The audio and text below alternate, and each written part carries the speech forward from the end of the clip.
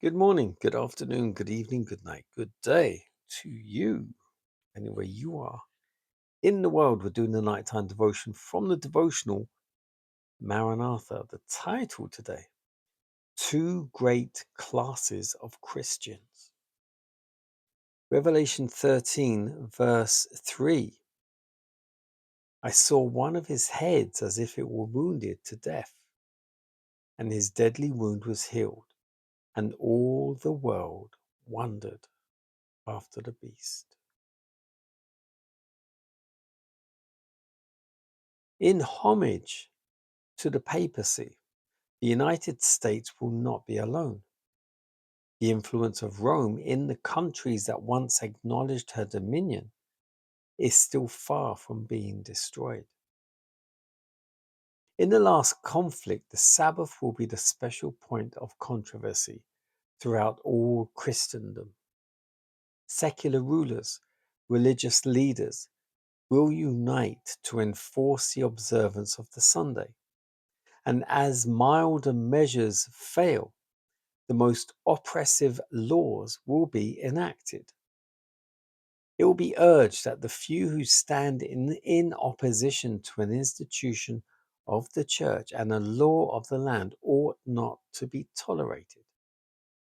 Romanism in the old world and apostate Protestantism in the new will pursue a similar course toward those who honor the divine precepts. The so-called Christian world is to be the theatre of great and decisive actions. Men in authority will enact laws controlling the conscience after the example of the papacy.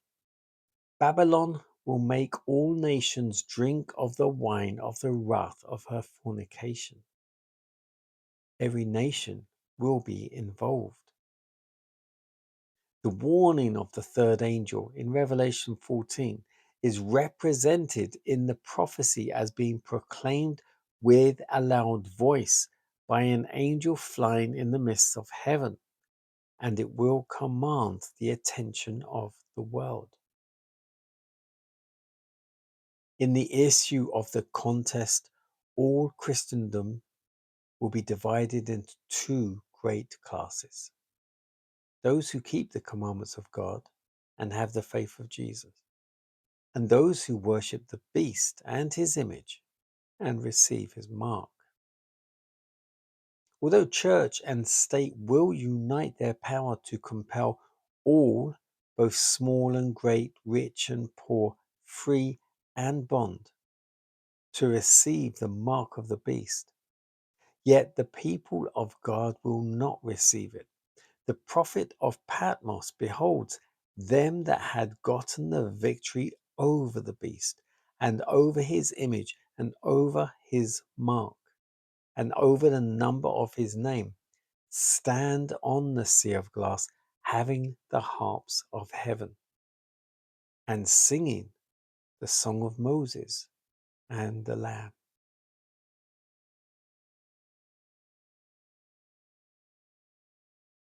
Title again: Two Great Classes of Christians.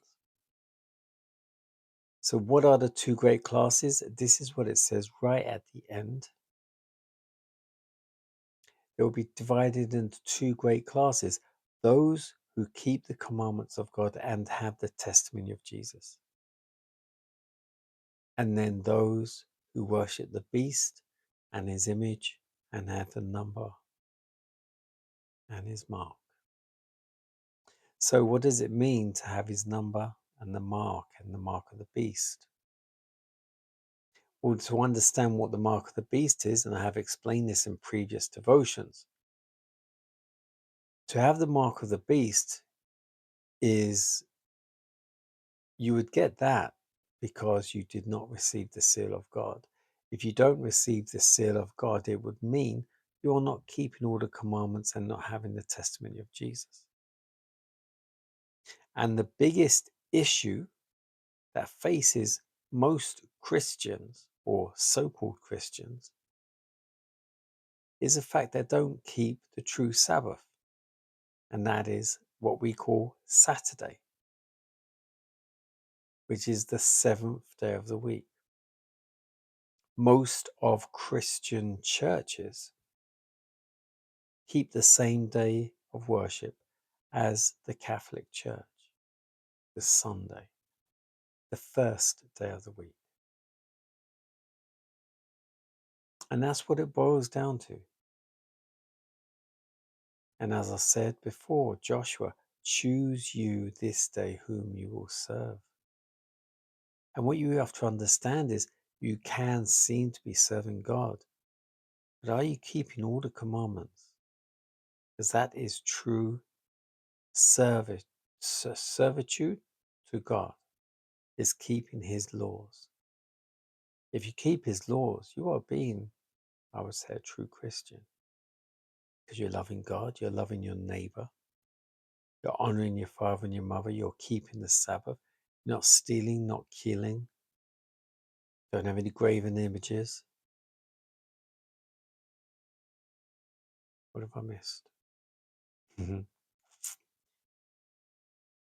Break one, break them all, and get the mark.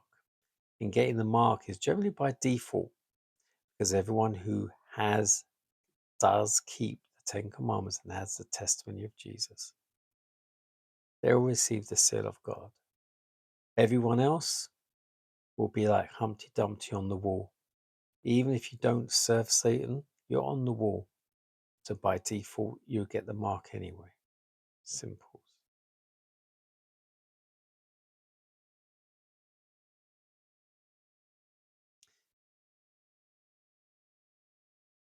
To have the testimony of Jesus and keep the commandments, you have to have full faith. And you will need that faith, full faith in God, to trust he will protect us when the last 7 plagues fall. And that will be the true test. And this is why those who stand for God at the end will stand on the sea of glass, having the harps of God and singing the song of Moses and the Lamb. And only those that get through alive the 7 plagues and standing at the end will be fit enough righteously to sing that special song.